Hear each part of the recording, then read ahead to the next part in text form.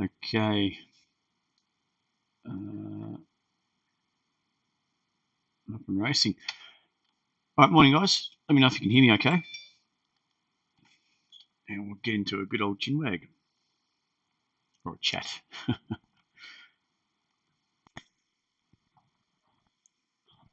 Just watching the open of this, the Hang Seng, which, for whatever reasoning, is very strong.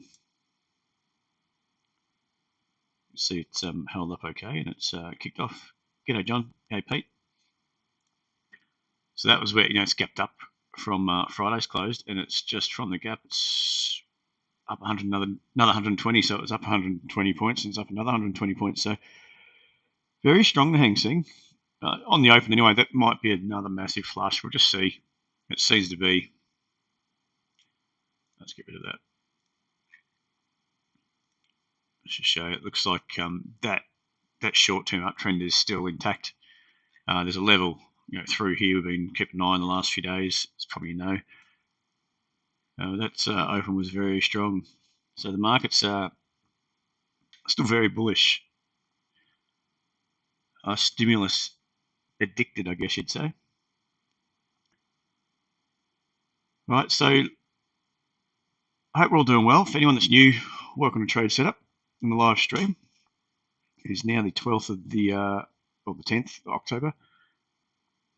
New week begins, and some new fun and games begin as well. So it looks like on Friday night the market didn't do too much. Our market was actually quite flat. If you go and look at the SPY, we didn't do much during the day, and then SPY futures have really not done too much.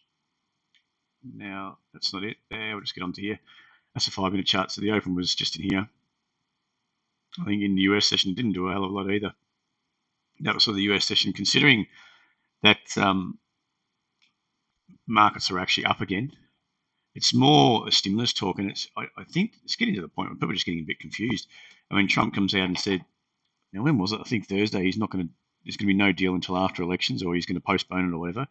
And he comes out and he's upped the ante from, I think, 1.5 to 1.8 trillion, or 1.2 to 1.8 trillion on Friday. But it comes at a massive.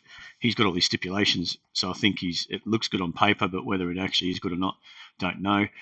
And then either way, it seems that the Democrats are not happy with a lot of the terms and conditions attached to it. So now they're back to the drawing board in the way that now he's saying something about the money they need to, at least why they're working out the bigger deal, to approve I don't know, however many billion dollars to help the unemployed or companies pay wages so they don't go broke or they don't have to sack people. It's really just trying to stem the tide for, or at least improve that employment of the labour market, keep it going. In essence, I think it's pretty much stalled at the moment. So yeah, the markets are still sitting around waiting, and it's something he's done before. The exact same tactic. I mean, he was talking about using some spare funds or whatever that was, and restarting the payment scheme or something for unemployment, the checks basically. Now the Democrats are not going to have anything of it at this stage, so it seems to be whether he's getting a bit more urgent about getting something done before elections, because I think it's going to, the way he went, he's talking about delaying it and now bumping it up to 1.8 trillion. It's kind of like it seems to be a tactic. Well, I'll bump it up and we're trying to make a deal, but it looks like the Democrats are not happy with it. It's all this politics. There's so much politics going on in the US at the moment, but like we mentioned before, win, lose or draw on stimulus at this stage, the market's going to keep going in its merry way. The path of least resistance at this stage is just up. It seems to be, especially in the US. Yes, US, like we say, is up or down. There's no sideways in the US. You're either rallying, making money, or selling and looking to buy the dips. There's no real sideways action in the US, so they're still gradually edging higher. Because our market has been pretty choppy today. I mean, look at that SPY. That sort of open here, popped up. It was looking okay when it was holding in here, and then straight back down again. Sort of. I don't think there was any news that came out then. It was that moved down from 11:45. I don't think any news triggered. I didn't see anything. Jace, I didn't see anything else that may have triggered that move down on the SPY. It was more just, I think it's sort of range bound. If you go look at the we gotta look at the ASX. Oops. This is we'll go to a 5-minute chart. You can see Friday's action was sort of up, washed off, back up, took out these, the daily highs into the close, and then just finished back down. So really, it was a nothing day. I think actually just about it was a nothing day. It was point something of up slightly or down slightly, not even a point. Hey, Anthony. So it looks potentially we've got more of the same today. It looks to be that, the momentum up when we had that little push down, that pop down, push down recently, and it's been buoyed back up towards the 62, 6100 mark. So it's sitting around 61 at the moment. I think maybe the bulls are sort of running out of steam just now. I do think that little flush lower was pretty good and conducive. If we pull back and start holding above 6,000 on the ASX or thereabouts, we could, and we start lifting again, it could be the move that's going to take us through 62. But again, it's all going to depend because we're going to follow the US. It's all going to depend what the US is doing. At the moment, the US dollar is sinking. So we've got that gold trade on at the moment. Hopefully some of you got it on. Very, very lucky with that stop not getting triggered. Well, depending on where you had it and your spread, if you're using CFDs, what sort of spread you've got, your futures. If you're on futures, it probably would have been different pricing. So you've had to work out your stop alone. You could still be in. But anyway, that US dollar is heading lower. And I think that's everyone's coming to terms with potentially the Democrats, Biden winning the elections.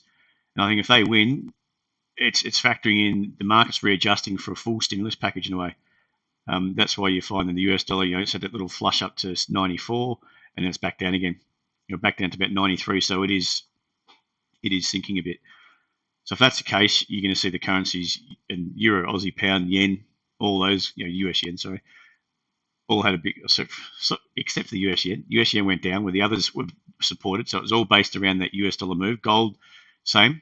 Gold wasn't a safe haven. It's funny, when gold goes up, they either say it's a safe haven or it's inflationary. So they don't really have any reasoning for why it goes down. So for me, it's purely linked to that US dollar. They're not buying it because of whatever inflation. They're just buying it because the US dollar is swinging around. Now, if the US dollar runs up, it doesn't mean inflation is not off the cards, and gold will head south. So if you can keep an eye on those in tandem, those few sort of key markets, then that's, I'd say, the best thing to get an idea, understanding of what's going on. Just look at the US dollar anyway. So that US dollar, you can see, I'm on a 5-minute chart. It's not the best. Go to an hourly. You see this move down. We had that little pop, and this downtrend's been broken a while ago. But this uptrend was broken a while ago, and I thought we could have been holding around here and then rally, but instead, and then drop. Instead, we come up and retested this zone around 93, 94, or 94 even, and then fell over, held a lower high. So really, it looks like we're heading down to the previous bid zone at 92.80 thereabouts, around this zone. So it'll be interesting to see how far it actually goes down. I think we'll take that off now. I don't need that. This longer term uptrend, if we go back down to a daily or a weekly, that was actually, I think it's a weekly. I don't really think we need to be watching that too harsh or too hard, because I think this zone will probably hold up. I mean, imagine if that's going to crack there, what's that saying about the US dollar? US dollar, they're going to smash it with more stimulus. I think another 2 trillion or thereabouts has been factored in now. It's happy to be around the 93 mark.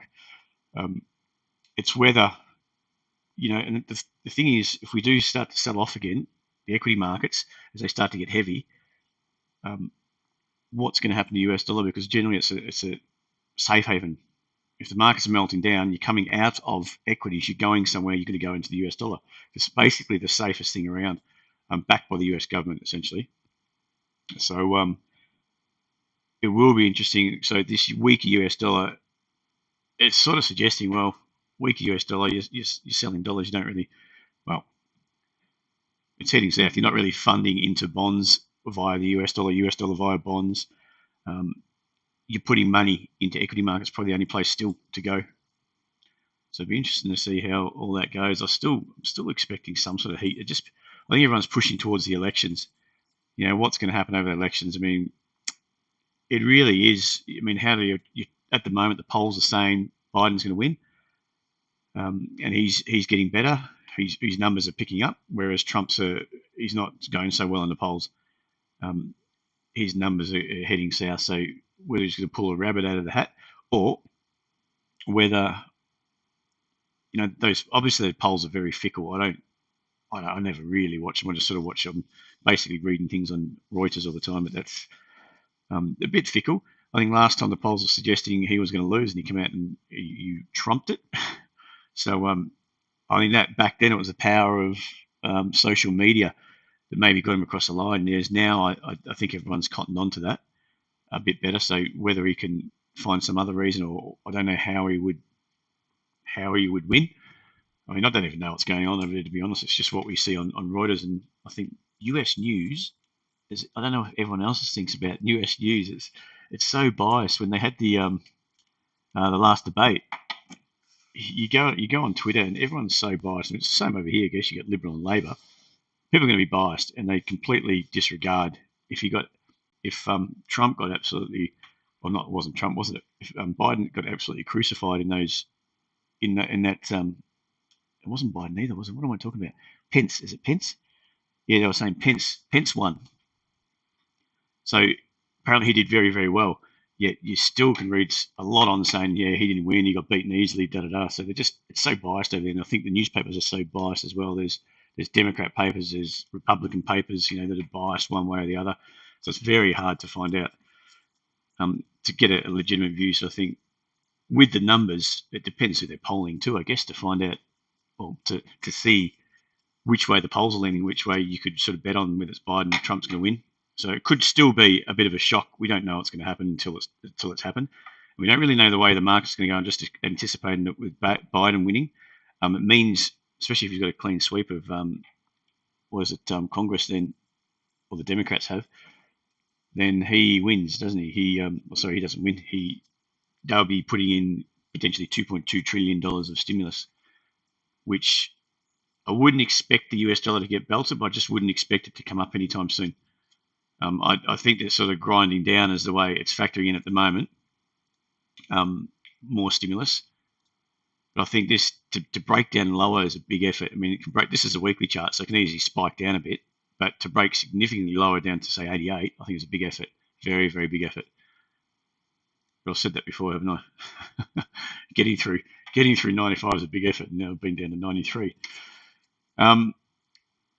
Gold. So gold's, I think that's our little winner at the moment. We haven't traded any currencies. There's some good moves on currencies, but yeah, they're a lot tougher to get onto, I think. So really, we'll go and look at the Aussie. The Aussie, similar type of price action, but there was nothing really there that suggested it was going to pop up. It was just this sort of rally, wash, this sort of action here. It was only up until this green candle where you probably would have got long. From there, it was looking like it could easily roll because you got a bit of a wash out of these highs. Going down, it could roll over, test the lows, but instead it was starting to lift up. And that's more just that reaction to the US dollar. Look at the euro. Euro actually looks quite constructive longer term. I think it's going to be pushing towards, or making a push towards 118.80 to these previous highs. From there, you're looking up towards the 119.80 or thereabouts, another 100 pips higher. Back up into this zone, these couple of highs up here. So either way, that's ticking along nicely. As long as that US dollar doesn't move, if that US dollar bounces hard back to 94, euro won't be holding up. Doesn't matter what it's doing at the moment. It's all sort of, everyone's focused on stimulus and what's happening with stimulus in the elections. So we got to November the 2nd, so another month or so of these choppy markets, which it's going to be tough going. The pound's pushed up through a level, so whether we come back, retest it and hold, there could be some upside trades, and that you're still going to be keeping an eye out on the US dollar. Like I said, I don't think the US dollar get pounded too much, because if it's about stimulus and they're factoring it in, then they're going to gradually come down because they've still got a month until we find out more about the election and hence what's going to happen to the stimulus. So I can't imagine the US dollar is going to get knocked around too much, but the pound could benefit from Brexit talks, which I think it is at the moment. So whether we just sort of come back, test back into this zone at 129.90 thereabouts and start to head high, it's only 40 pips from here. The pound could move quite easily. But really, it's about that trend up. If we can keep pushing high, there's not a lot of key levels in the way at the moment, up until 133 thereabouts. So it's a good 300 pips from here. yeah, just I mean, it is technically still hovering around that. I don't know if anyone trades the currencies much, still hovering around that bid zone. It's touched it a couple of times, reacted off, come through, retested from underneath, went back, retested again. So you can see that it's been liquidity from both buys and sells. It's been a zone that's been worked off, a few times, spiked in here, reacted here, it's gone through. So whether it's just punched through and we come straight back down again, but I'm more anticipating it's going to sort of find some bids in here. We might lift, might have a little spike back into the zone, but lift. As long as that US dollar keeps weak, it's sort of going to be biased up. So yeah, the currencies, look at crude. Crude has held down. I mean, even though the US dollar is weak, which should have been supportive of higher prices more than anything on crude, crude backed off. And you see it found some resistance around the 41, 30, 35 to 40 zone. This little minor double, you can see this inside double top retest fail, we call it. I don't like to call it a double top. Oops. You see that level in there. So that inside level there was holding it, and the market moved south into the close of the US, even though the US dollar was going down. But it's getting capped up at this 41 zone. It doesn't particularly mean that I thought it could have held up through here. There's another zone through here. You can see it's tested it a few times. Just a liquidity zone we're looking for. It chopped around in there into the close, and it was open and been a bit weaker today. Probably more from that US dollar starting to bounce. So if the US dollar does bounce from here, they might find that crude heads south. But you can see longer term, it's still, it's probably going to be range bound a bit, I would suggest. It's going to find some resistance up at this zone up here around 41, 42, 41.80, thereabouts, just up here. Oops, I'll get rid of that. In this level here. So I'm not a big fan of looking at, on the ASX stocks, some of the energy stocks. I'm not a big fan of those, even though some of them could start working out. They've been beaten down quite a bit. If crude does start to lift here, they're all going to benefit. Copper is just another linked market. Keep an eye on these ones. Copper had a bit of a spike up to this resistance zone. I mean, it didn't get too far before it rejected it, and even though the US dollar was weak, it couldn't really kick on. So maybe that's getting to a point where that's a bit exhausted up here. You've had a big flush lower, and then it's just regained ground the whole time as the US dollar is heading down. But even though the US dollar is probably at its weakest point, it has been since this rally started. It couldn't really push up through. I mean, if the US dollar breaks down below 3, we might find that the copper is going to spike up. But I think any sort of rally into that zone or above it is going to find some sellers. All right. Anything you want to quickly look at in the way before we get into some chats about stocks? I've got a couple of stocks I'm just going to have a look at. We might look at the indices too before we get going too much, just to see. Let me just see where that Hang Seng's going now.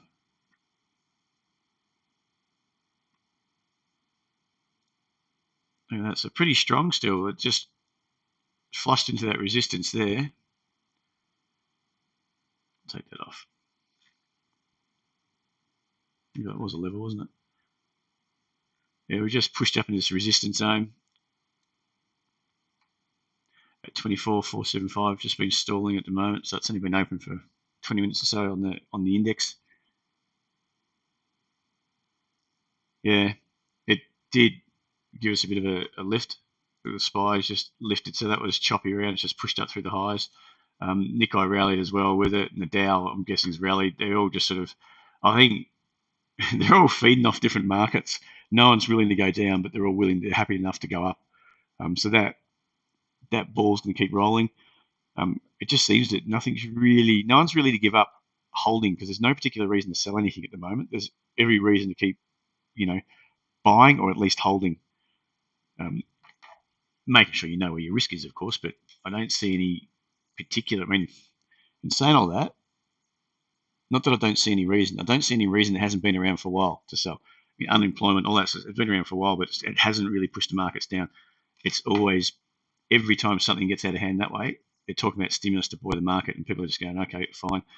We're going to get to a point where the more money they throw at it, the more inflation becomes an issue and potentially rising rates, and the bonds could get really volatile. It'd be interesting to see how, again, the markets take that, because raising rates, what's going to do to bonds? You're going to get better yield, I guess, if they're going to start to raise rates. So bond futures, you wouldn't really buy them, would you? You're going to be selling. There could be a bit of a knockdown in futures markets into bonds anyway. They're all complicated. Anyone watch the bonds, watch bond markets, or it's always inverse. So the Aussie bonds, at least, are inverse to the yield. So if you're going to invest into bonds, you're not buying futures, you're buying the physical to get the yield. So as the yields go up and you've got the physical bond, your yields are, you're getting a better yield on it. But the futures, you'd be selling it because the price itself would go down as the yields rally. Bit of a complicated stuff. So yeah, all the markets seem to be rallying in tandem. Our market was the Nikkei. You can see that was starting to break down that level. I was thinking about shorting it in here, and I saw this sort of down. I don't trust the Nikkei, to be honest. Prior to the actual Hang Seng Open, it seems to be it's a big flush down. It looks like a setup, especially on the 5 minute, and it's bounced straight back into the zone again. I actually did think on the open we would flush up through this level. It's done it. It did it previously. It's done it quite a few times. It's got a key resistance level. It's backed off. You got the inside lower high that's been holding, and then it straight up through the both of them. Sort of did on Friday, and then today I expected this level potentially was going to get broken on the open, just with your typical big flush. Yeah, it does look wobbly, but selling it down there when it really wasn't doing anything, it should have kicked on. You should have got a better move down, and then we started chopping around sideways. So you get a couple of green candles, stuffed in there as well on the 5 minute chart. It doesn't lead me to believe that we're going to get this extended move down, which could have gone, it still could, an extended move down to 23.40. So I was hoping just to leave it especially coming into the Hang Seng Open, and lo and behold, the Hang Seng was going up again. So yeah, look at that SPY. It's very much, it's a tough gig on the SPY at the moment if you're trading it. The only thing I was thinking of doing is just randomly buying it here. I thought if it pushes into low, we could have a buy on our hands, but again, that wasn't looking too crash hot. It depends which time frame you're looking at. On the 5, this move through the highs and failure, you would have expected we could easily just drive through that level and weakness. But the thing is, it's just that no one's really willing to commit to anything on this downside. So, like I've got in my little picture, ASX, no shorts here. I find that stuff funny. All right, let's look at some shares. Let me just get into a drawing tool. We'll get a couple to look at. Is there anything you want to look at, just put in the chat. Even if it's a currency, if it's something I haven't covered, just to get an opinion, whack it up there and we'll take a look. Oh, no, that's what I was going to do. Just have a look at the indices themselves.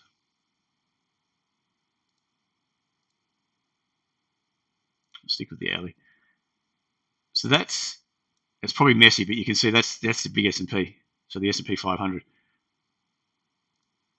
So the S&P 500 that was that big sell-off, but it's still within that longer-term trend up. And it seems a bit if that's going to be the levels to be working off, we've got this level through here. I really should clean that up, but I don't really want to do it just now. Actually, it's just cleaned up. So you've got this level through here provided support, and it has before. You got it up to a high here, backed off, chopped around through there, got up through it, back into provide support here. So once it really wasn't going to go through there, you just got to keep an eye on it to see. So if that's the channel we're sort of looking at, we're heading at least to these highs and potentially higher. If that's the case, and of course, there's nothing really in the way of the S&P at the moment. We've got through this zone just recently, which is a relatively resistance zone. If it could hold that zone and back off, that was going to cause a few issues. But it was holding. You can see these high lows, which is very important. We're holding these high lows into it. Why doesn't it work? We're holding these. What's going on here? I think my mouse might be going flat. I hope not.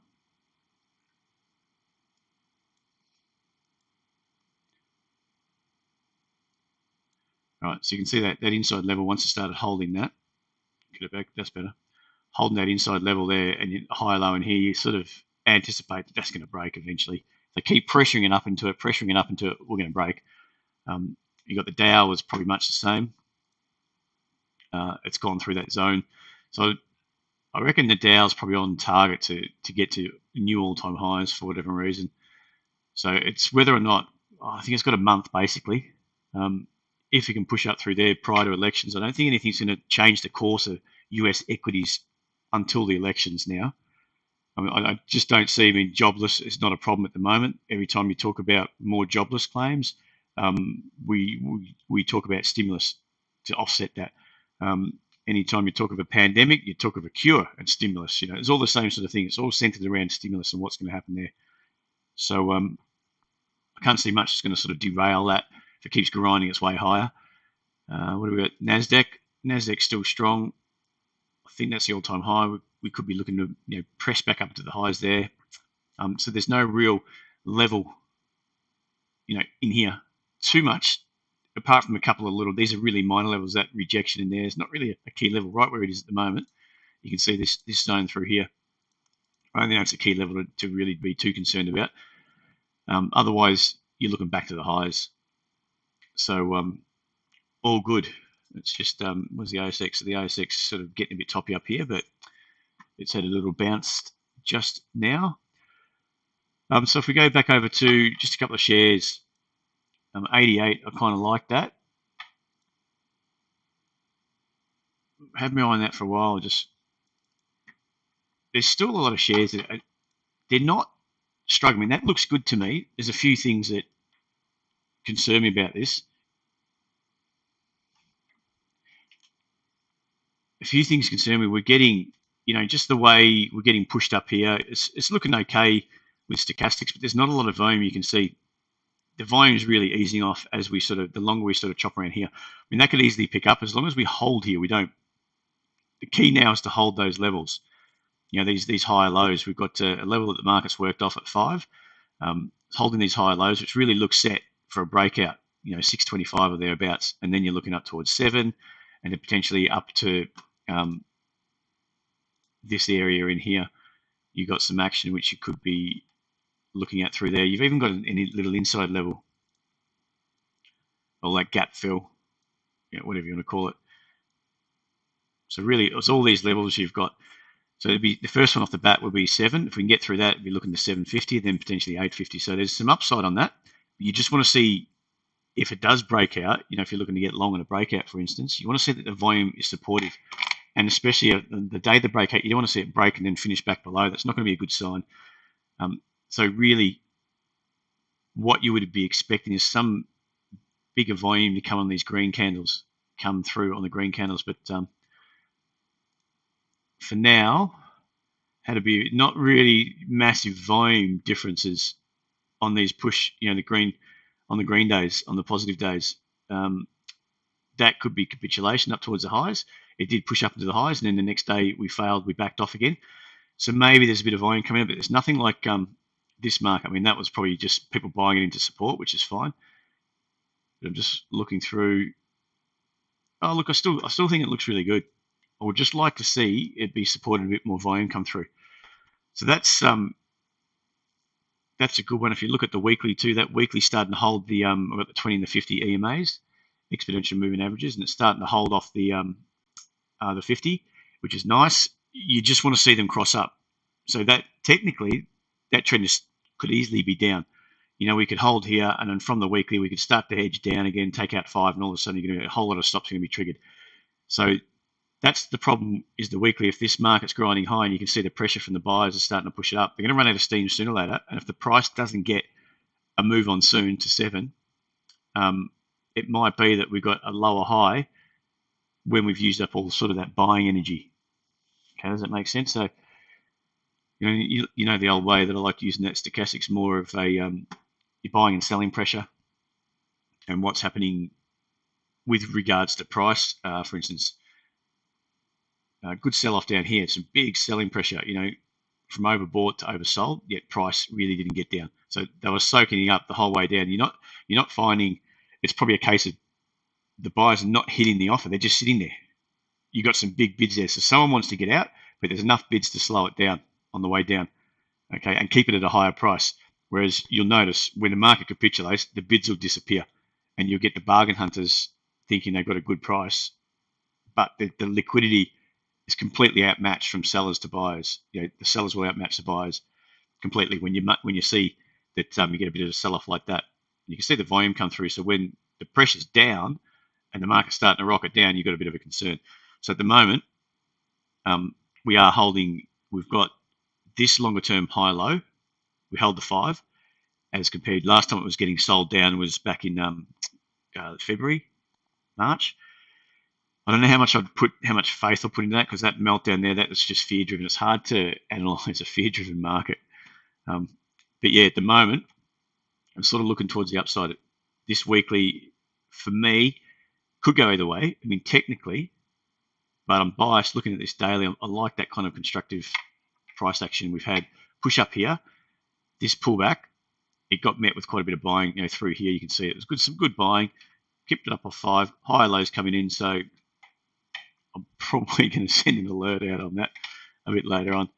It's just the overall market itself has seemed to be running out of steam. So it makes it tough when you get the ASX running into that 6,100 up towards 62. We're going to be some resistance.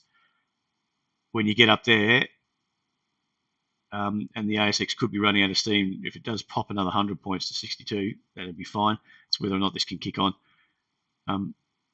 It's not a massive stock, as in a lot of times, obviously, when the bigger ones you get, the more they're going to react to the same way they're going to react to the ASX. So they're going to be bought up, the big ETFs. Some of these smaller ones, they can ride some negativity they can go sideways when the market's getting sold pretty hard.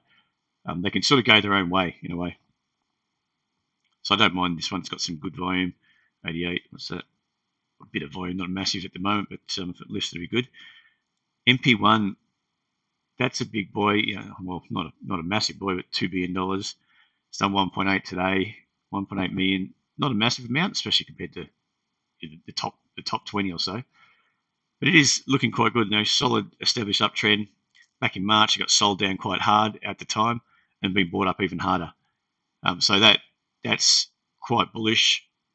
I really find it hard to buy stocks at $16 or $15, but either way, the trend is up. It's really just looking for this inside level, and it's only a very minor level. You can see we've had, let's just take a step back. So market supported here at 13, lifted to new highs. Okay, the pullback was supported. Again, good sell-off, supported at a higher level as opposed to last time it was getting sold down. So buyers are happy to hold higher levels. They're happy to pay up for the stock, thinking that it's going a lot higher. So you got a bit of a lift here. So we've got a bit of a level, a lower high. So it's that reverse, to this, the reverse to that. Last time we're at this overbought. We're up at 1750. Then we ran short at 17. But if we continue to hold these inside levels again, that's what I would term an ICT, you say. So you've got an uptrend, you've got a pullback, you've got, I reckon there's a weird little spot on my screen. It sort of has a spot where it won't do anything. The mouse won't do anything. It's probably something wrong with the screen. But anyway, so that's move up, pullback. Let's take that one step back, a decent pullback. Another move up. So at this stage, and then you get to here. Okay, so that at that stage there, you go, are we going to take out that? Are we going to take out that? So it's kind of the unknown. Inside continuation, especially if the trend is up, that's the trend that way. We're looking for the trend to continue. So if you get the market start to push through that high, we call that an inside continuation. It comes off another high low. As soon as it does that within the key high, anyone that's selling or anyone that's thinking about selling and getting out, if it looks all of a sudden don't have to worry. Anyone that's waiting to buy would probably be buying it through there, because now the higher lows are confirming the trend, that trend up, and they're confirming that they're happy to buy it again at higher prices. So it's kind of like you get the market might stall a bit, thinking it's going to be a bit overcooked. But there's still a lot of buying pressure because you're never going to know until it starts to play out. But as soon as it starts to show its hand through this ICT, inside continuation, then you're looking for that to project up to the highs and potentially through, just to continue that trend up. Now, with that kind of setup, it's always good because you've got the major breakout traders that would buy through the break there. If they're looking to buy into that high, thinking it's going to break, yeah, I mean, there's going to be times when the market won't. It could just pop up and stall. Okay, so we might just get something really weird's going on here. So it might just pop up, stall, and start to fade off that level, and you've got to get out. But if you're taking that inside continuation trade, for instance, that's the kind of setup you're playing. It gives you the opportunity to lock away some gains if you start to see weakness. It doesn't kick on like you think. You could raise your stop to here. If it breaks, you're out. Small gain or potentially break even. But either way, you're sort of front running that bigger move. And if it does kick on, then great. You've got all this sort of move that can retest and you can just keep going. So I love that kind of setup. It's a nice setup. Potentially that's what we've got here. We've got a move down, another move up. Whoops, another move up. I'll get rid of some of these lines. Draw in a different color actually. Move down, move up, move down, and we're looking for that move up. So move up through here is sort of your ICT. You're looking for a move up to 88.75 or thereabouts, and this is even a bit of an ICT as well. A break of that's 625, so looking good.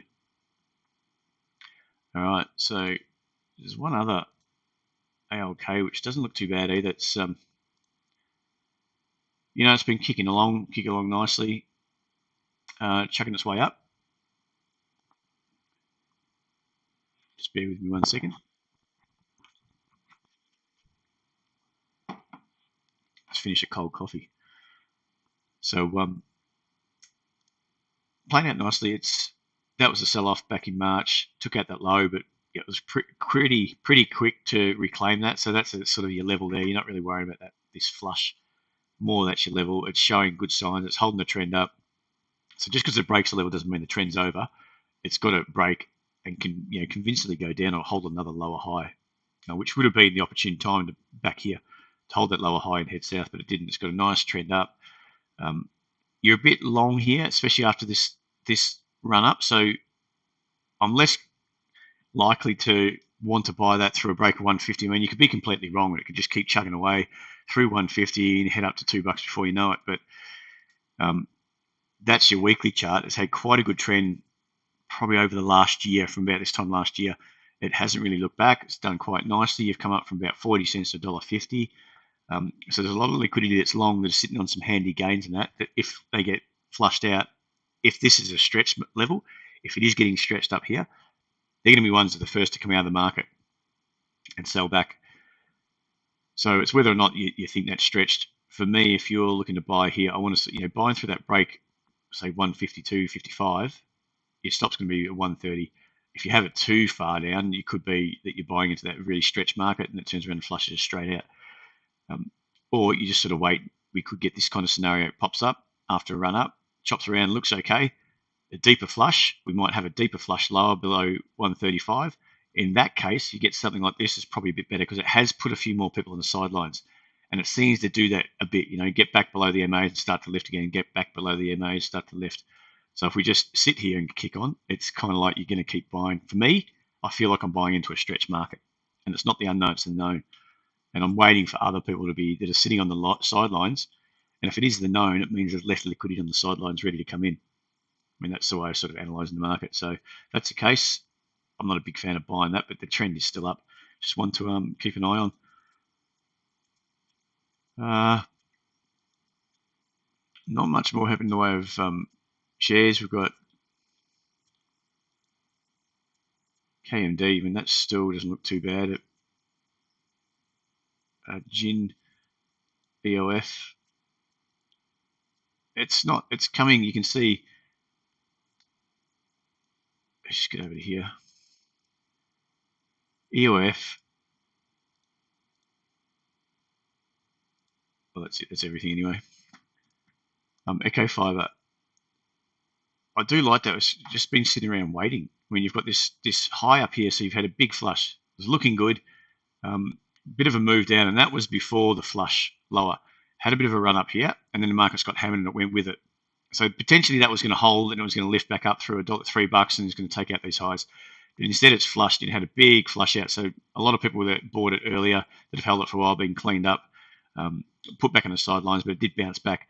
It only got so far as to retest that 310 mark before price got knocked down again. Okay, it's got knocked down. Just checking the stream, all good.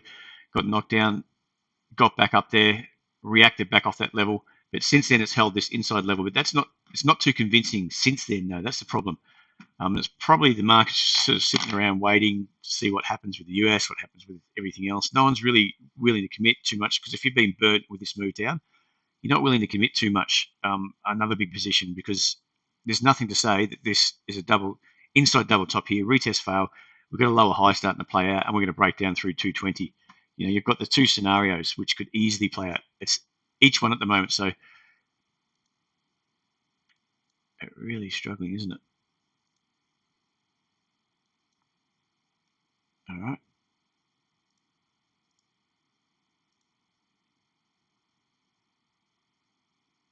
Can everyone still hear me clear? Yep. Let's decide to freeze up, did it? Just give me a sec, guys.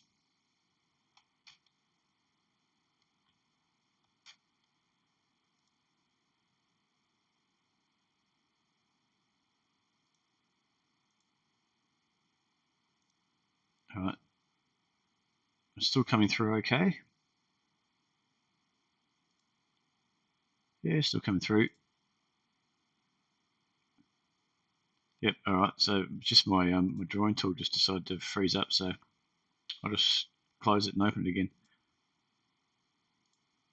Right. So Echo Fiber. If you're looking at that, so I might be getting sidetracked a bit, but we'll get onto your stuff in just a tick, Pete. Sorry about that, mate. So you've got that level up there. You know it's pretty clear when you wash out a level and you pull back. So you never want to see an uptrend like that and you have a good pullback and you get through by a little bit and then you have another deep pullback. I mean, if it retests that level, it's not so crash hot, which it did. It actually flushed it out slightly. If we start to lift and you go, okay, now it's on. The movement up is good. And then you do it. The same thing again, essentially, on just a bigger time frame. That was probably more of a weekly time frame. But either way, you got through the previous highs here by a couple of ticks. Had a pullback. We tried again, got through by a couple of ticks. So that was probably bound that was going to have a bit of a pullback sooner or later, which it did here. Got sold off. You've got these little minor double bottom here or retest fail, which led to a bit of a buying. But just before it got sold right down here. So if we just clean that up. So now we've got that level still in play as well. So for bulls, that's the level they're watching. But for bears, you're sort of looking at this level thinking, well, we could easily be holding a lower high here. I mean, that makes sense as well. If we keep hitting a lower high and people are buying it through here, what's the key? The obvious place to get stopped out is just below, say 210. So I would think if of course, I'm talking about stops in a way that I know a lot of share traders just don't use stops, but if you're trading, that's a key level where people are probably going to start to realize they could be wrong with a move through 210.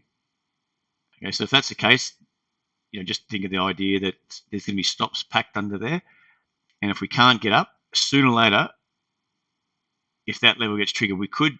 Not saying it's going to get triggered all the way down here, but it might be a little move down before, and it has to reestablish itself.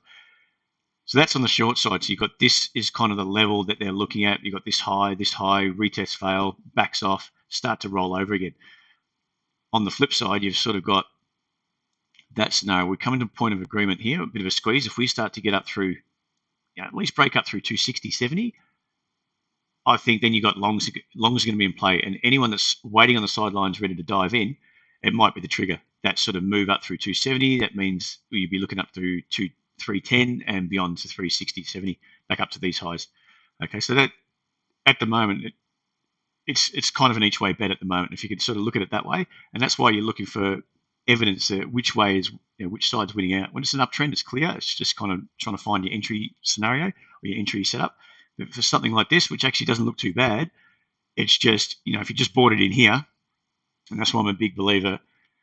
Anyone can analyze it like that. You can put all your lines on it. You can analyze it like that and say, okay, it looks good. I'm going to buy it here.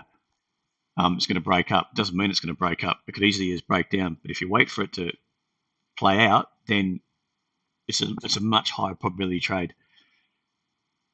All right, so we'll get on to, Pete's got AMI and PNV. looking good. That's starting to roll up now. It's just the one thing I don't like about this, Pete, and I have been watching it. Let me just go to the weekly chart.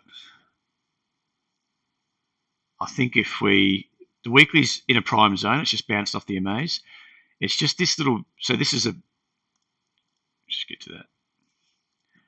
This little move up here is basically, like I said, the weekly is bouncing off the MAs here, starting to roll up. We're bouncing off here, but just there's not a lot of volume coming recently with this move up. Okay, so yeah, you can see it okay. Yep, so this strong move up here from buyers, it's quite a bit of buying pressure. I would have thought with that move up, it would have got a bit harder, gone a bit harder on the upside, something like this, maybe a rally like that, but instead it's kind of like the gradient or whatever you want to say, that rally there it's been well contained, which I would think that, yeah, you just got to be careful that it doesn't plow straight through again, especially if the markets roll over. If the US rolls over, we roll over, that'll probably go pretty hard with it on the downside, potentially. Just because that move up there is lacking a bit of enthusiasm, what we've seen in the past. Maybe just because of that, the weekly time frame. Big sell-off here. It's bounced back quite well to 65. It's got to sit on here. So if I'm trading it purely off that weekly, I want to see some sort of higher low form. If it comes back down, test 50 and starts to lift up again on the weekly, then yeah, great. It's a good zone. As long as we get, on the daily, you can see the volume lift. There's a bit more volume coming through. There seems to be quite a few stocks that, okay, they look good, but it's just the volume's lacking. The momentum's lacking a bit. There's some that are kicking off big time. There's some small stocks that are just going bananas, but from a technical point of view, you're not really going to know that's going to happen. Half of them are, Twitter will push them, pump them up, and they've been doing quite well. But for stocks like this that gives you some volume, gives you a good setup, and you can see it, seeing it play out, that's not. A lot of them are not looking too crash hot. If that makes any sense to you? I think it makes sense to me. All right, so that there, we'll draw it up to setup wise.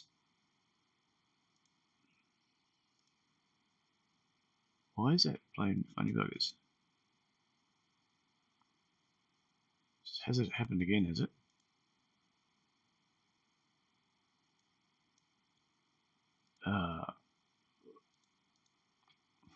All right.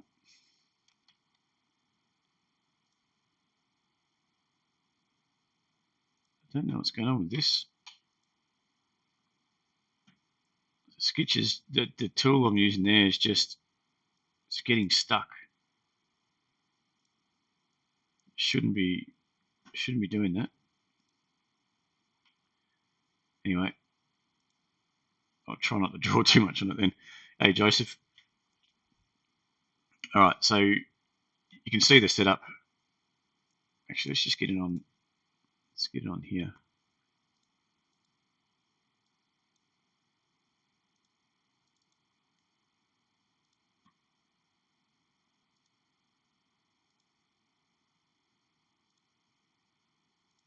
Is that not working?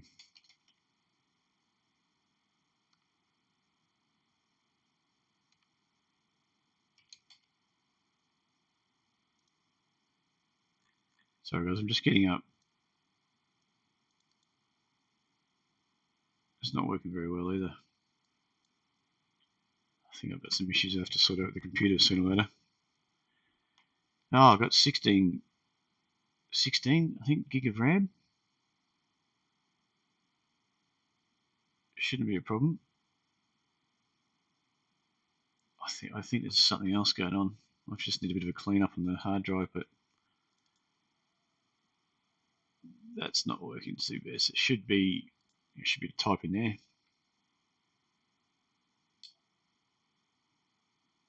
All right, let's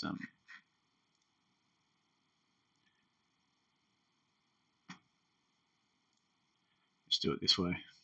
I'll beat this thing. So I've got Pete's PNV, Polynovo, and AMI. And Joseph, you had TWE. All right.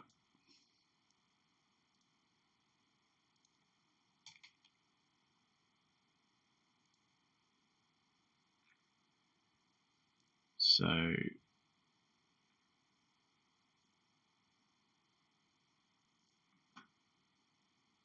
let's get that. So what we're just saying here is that that's kind of a decent setup. I mean, there's nothing to say that's going to be a longer. Then you've got to sort of adjust that, and it becomes that's sort of your key lower high. But at this stage, that's what we're looking at. So that's why I'm always a big fan of um, getting a high low play out. So even though you've got, so that's your move up there, and then you get this kind of move down, and that's your, you move down. You're looking for that break up. I wouldn't just buy it on a break up. I wouldn't just buy it here, for instance. Buying there when it starts to break out of that trend, because it doesn't mean that you're going to be right. It could easily just turn and head straight down like that. And then all of a sudden you realize that you've got, that line means nothing because it's not really the trend that you're worried about. This becomes a trend. Okay, that's your lower high, and you've got to start readjusting. As soon as you see something that might work out that has a bit of a pullback, and then you've got it moving through, then you know that potentially that is what you're looking for. So you've got expansion, contraction, and you're looking back into expansion again. Okay, so we're only ever trying to trade with expansion means that you're going to get on the right side, hopefully. The market expands, it leaves, it's dragging more people in as it starts to head higher. Does that make sense? So if you're just purely waiting for this kind of a high low to play out, I think it's good, high probability. And at the moment, if that's our level, it hasn't really played out. It's got a couple of red candles there. It doesn't really, to me, mean it's a high low because it hasn't taken out any levels. So if we come back down here, take it a couple of days, and we push back into this low, but we start to hold up, great. Then you can buy the break here. You know that the buyers are starting to defend that level. It is starting to work out. Buyers are starting to step in, especially if you get that volume flow in. We'll get on to the other two. So PNV.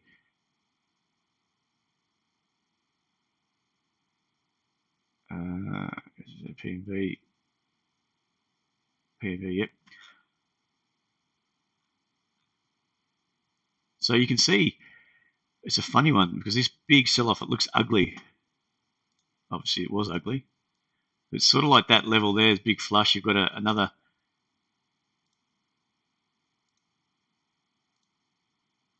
inside level here playing out. Now, what I'd be looking at is sort of that structure. So you don't really worry about that too much, but I mean, if that's going to, I think this level will come into play before that one, or we will do easily. It's not just going to blast through on the downside. But either way, you've got other levels to worry about. The setup's going to be as long as that holds there, and then you potentially got through here.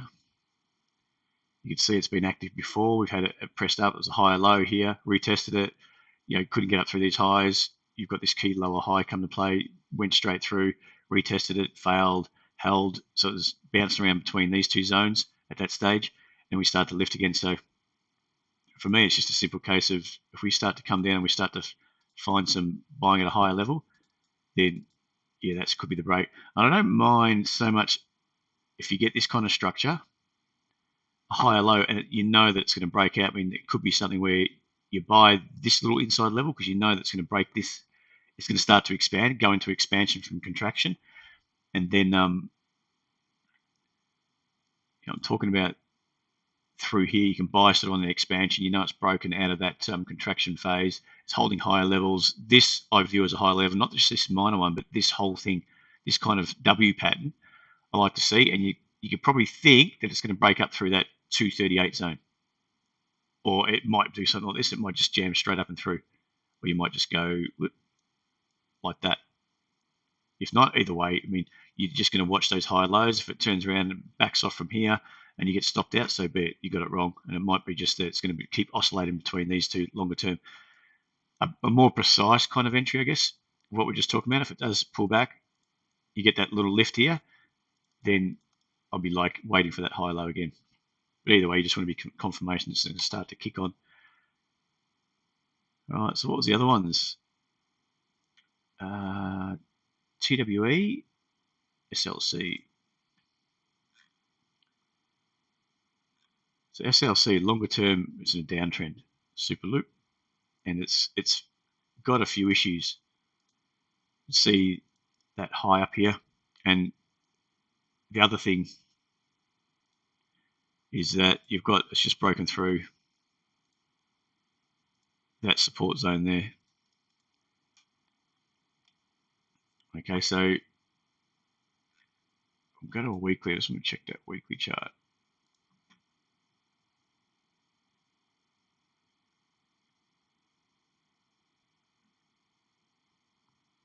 It's struggling, is it?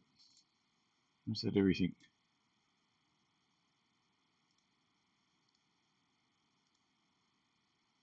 No, it's not. Don't know why it's not showing me that. But anyway,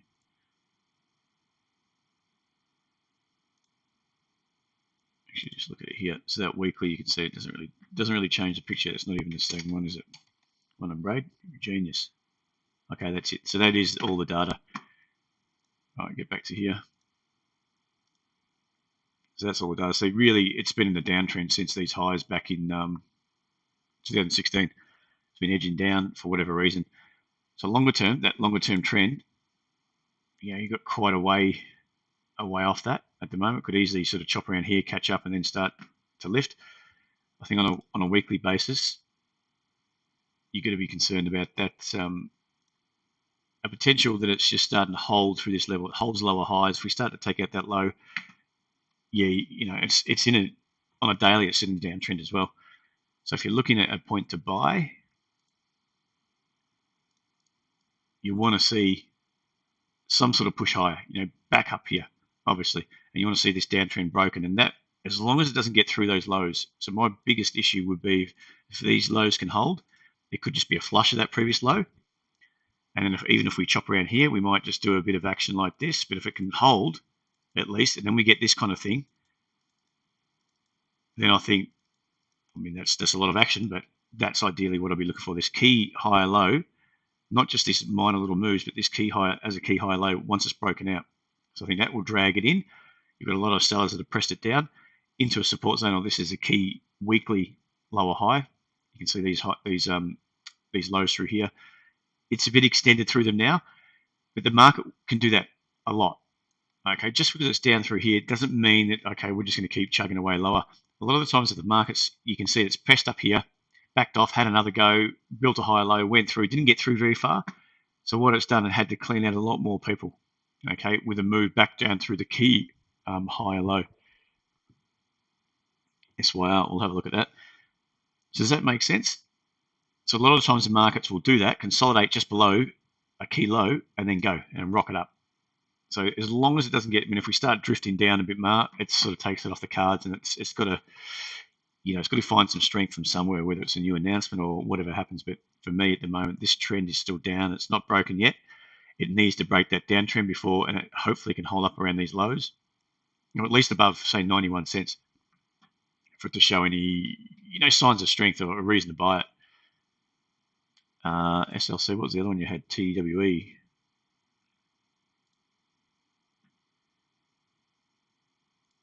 Oh, they got smashed a while ago, didn't it?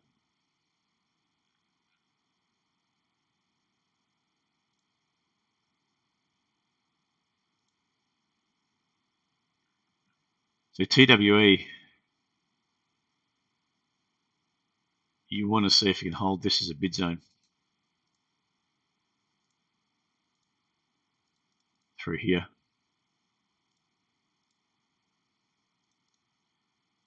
All right, you can see how it all sort of plays out quite nicely. Previous low, it sort of pressed up, faded off that low. Tried to get back up there, but more selling once you got into that level. Really, it's down on these lows at the moment. To me, it's starting to hold. Does it make sense? So it is putting a bit of effort, to try to hold this level. All you really would love to see is a bit of a spike up. A spike up will show you not something like that, but say a good green candle. Okay, shows you that there's some buying and there's not many sellers in the way. Okay, so they're trying to give it a nudge. They're trying to push it up. There's people buying off support. Into support, you don't want to sell it because if you're holding it from anywhere in here, you don't really want to be selling it down there because it's a previous low. There's a chance that it can hold up. So why would you be selling it into that level and then find out it holds up? You're better off just going, if it breaks that level, I'm out. I've given it a chance and it hasn't proven myself. I'd rather be out. But if it starts to hold up and you sold it, you're going to feel like a bit of a goose. So either way, to me, that's the reasoning behind why you don't get too many sellers there.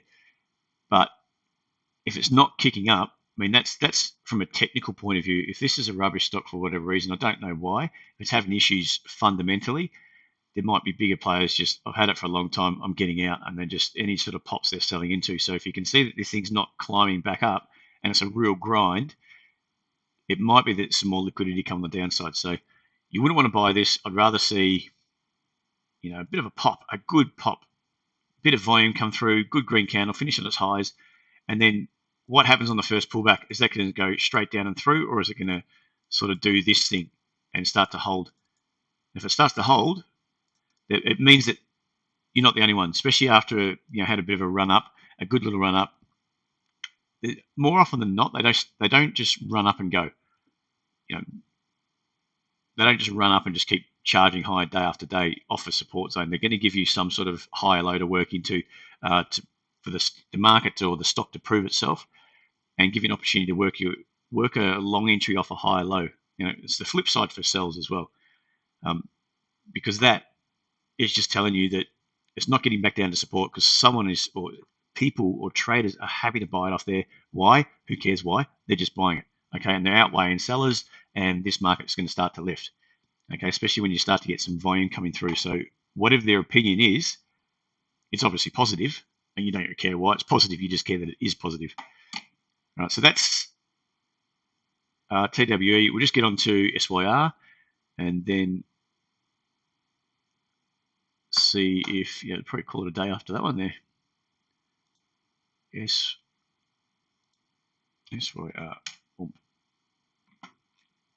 Sarah, is it? Sarah Resources. We can spit that out. So I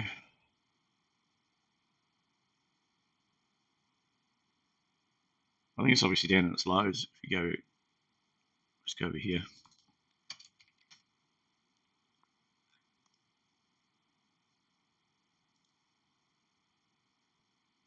Not looking too crash high after all that action, and we're all the way back down here again. It's not just because of the COVID sell-off. It was well and truly, that sell-off was well and truly happening anyway. So from a weekly perspective, it could just chug away sideways and do nothing. And I don't really like to see this selling pressure all the way back up, and it's not going anywhere really. It's going sideways. It's just a lack of buying, a big lack of buying. Although that trend is up, it's going to come into some sort of potential resistance where it could run headlong into a bit more selling up here. Anyone that's been holding it for a while and starts to see some cracks appearing, if you're holding it, that's it. They just give up. So I think, again, you need to see these a bit of a spike up. Why is that spiking up? Probably in the back of news, and you want to see if that's good news, good enough news to get supported on a pullback. So that's the way I'll be looking at that one too. A bit like the previous stock we just did. Okay, so does that make sense with those ones there? At the moment, that's your trend up. I don't know if there's any news that have been just driving that rally back up. You've probably got these inside levels you're going to have to be concerned about if you're looking to buy.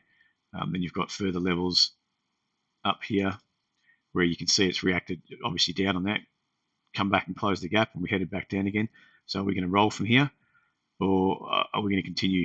So if you're looking to buy, I'd just be looking to buy back off those off this trend line more than anything else, because if you're buying up here and you find out that that's going to be big selling pressure to push it down, the lower the better, in essence. All right, guys, any more questions or anything you want to quickly just go over? I'll probably just call it a day there. So no more. Sorry about that.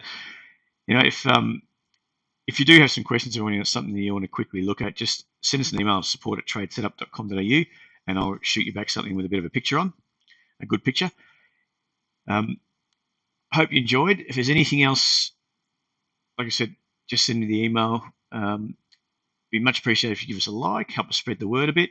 And if you're not subscribed onto YouTube, just click the subscribe button, give us a thumbs up, give us a like, and then it'd be, like I said, be much appreciated. If you haven't checked out the website, go there. It's www.tradesetup.com.au. All right, guys, enjoy your day. We'll be back in tomorrow. It won't be obviously a long stream. It'll probably be more we do the live trading room that'll be around 11:30 tomorrow, Sydney time, daylight savings time. So that'll be back on. I'm not really doing those streams in the morning as such because I'm going to focus more on just live trading. We're going to talk about the same sort of things anyway. If anything does pop up, I'll be sending out alerts to subscribers. So again, thanks for joining us, guys. Have a great day, and we'll speak to you again soon.